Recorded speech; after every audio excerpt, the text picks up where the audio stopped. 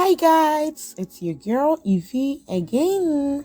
So today we aren't gonna cook, but rather we are going to learn about measuring cups. Okay, enough with the eye measurements. So measuring cups are used to measure ingredients, either liquid or dry, when cooking. So you get to know your measuring cups. Okay, so let's go. So with this, we have here half tablespoon, that is 7.5 milliliters, basically used to measure extracts, essence, salt, baking powder, baking soda, and the rest. Okay, and we have here tablespoon, that is mostly used at home, that is 15 milliliters, also used to measure sugar, baking powder, salt, baking soda, depending on the amount of food you are preparing.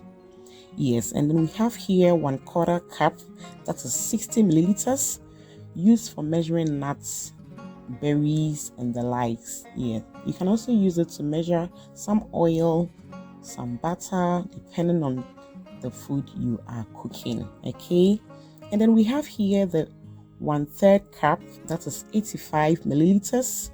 Yes, also used to measure nuts and berries, as well as oil and the likes, depending on the amount of food you are preparing. Okay, friends. Yeah, so let's continue.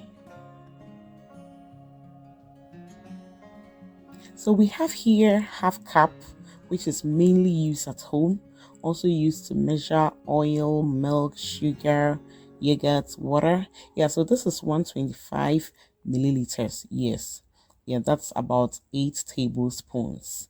Okay, and then we have the mother of the game here, that is 1 cup. This is mostly used at homes. Yeah, this is 250 milliliters, and we basically used it to measure flour, rice, oats, nuts, berries, mostly flour. It depends on what you are cooking, but when you are making some cakes and all that, this is what we use. So I hope we've learned something. So when you are done using it, you just package it nicely like this, and then you keep it in your pantry. So see you. Bye bye.